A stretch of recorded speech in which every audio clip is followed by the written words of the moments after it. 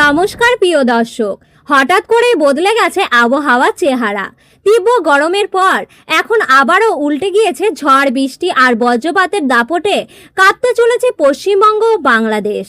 আজকের এই আপডেটটা কিন্তু একদম শেষ পর্যন্ত দেখবেন, কারণ কোথাও কতটা বিপদ, কখন বাড়বে ঝড় বৃষ্টি আর কোন সময় থেকে সবচেয়ে বেশি সতর্ক থাকতে হবে সবই বিস্তারিত জানানো হয়েছে এই ভিডিওতে।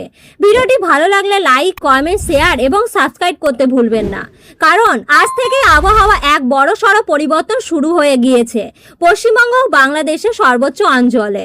দীর্ঘদিনের তীব্র গরমের পর কিছুটা স্বস্তি এনে দিয়েছে বৃষ্টি, তবে এই স্বস্তির সঙ্গে লুকিয়ে রয়েছে বড়সড় দুর্যোগের আশঙ্কা। দিনের বিভিন্ন সময়ে হঠাৎ করে আকাশ কালো হয়ে যাচ্ছে, বজ্রগর্ভ মেঘ জমছে আর মুহূর্তের মধ্যে শুরু হয়ে যাচ্ছে কালবৈশাখী ঝড়ের বৃষ্টি। আর শহরের সর্বনিম্ন তাপমাত্রা নেমে এসেছে প্রায় 20.4 ডিগ্রি সেলসিয়াস। গতকালকে 27.7 ডিগ্রি সেলসিয়াসে এর তুলনায় অনেকটাই কম। এই হঠাৎ তাপমাত্রা পতনের ফলে গরম কিছুটা কমলেও আবহাওয়া অস্থির অনেকটাই বেড়ে গেছে, যা আগামী সময়ে ঝড় বৃষ্টির ইঙ্গিত দিয়েছে। দক্ষিণবঙ্গের জেলাগুলিতে বিশেষ করে কলকাতা ও আশেপাশে এলাকায় আজ সারাদিন আকাশ মেঘলাই থাকবে। মাঝে মধ্যে হালকা থেকে মাঝারি বৃষ্টি হতে পারে, সঙ্গে বজ্রবিদ্যুৎ সহ দমকা হাওয়া বইতে পারে প্রায় ঘন্টায় 40 থেকে 50 কিলোমিটার বেগে।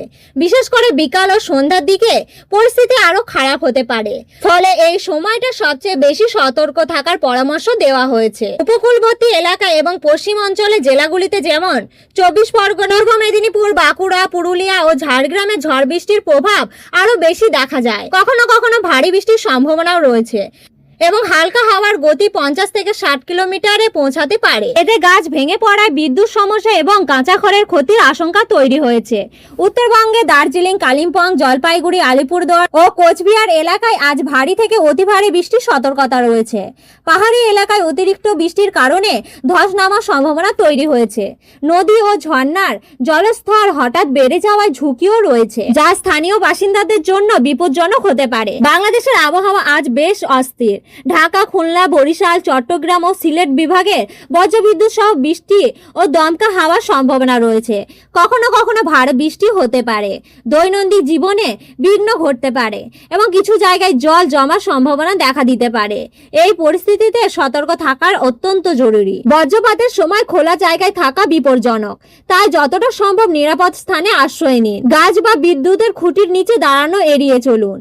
অপ্রয়োজনে বাইরে বেরোনো থেকে বিরত থাকুন, বিশেষ করে যখন আকাশ কালো মেঘে জমতে দেখা যায়। উপকূলবর্তী এলাকায় বসবাসকারী মহাকাশবিদদের জন্য সমুদ্রে না যাওয়ার পরামর্শ দেওয়া হয়েছে। সব মিলিয়ে বলা যায় আজ থেকে শুরু হয়েছে দুর্যোগপূর্ণ আবহাওয়া, যা আগামী কয়েকদিন আরো তীব্র হতে পারে। তাই প্রতিটি মানুষকে সচেতন ও সতর্ক থাকতে হবে। শেষ পর্যন্ত দেখার জন্য অসংখ্য ধন্যবাদ। আর এমন গুরুত্বপূর্ণ আপডেট পেতে আমাদের সঙ্গে থাকুন আর নিরাপদ থাকুন।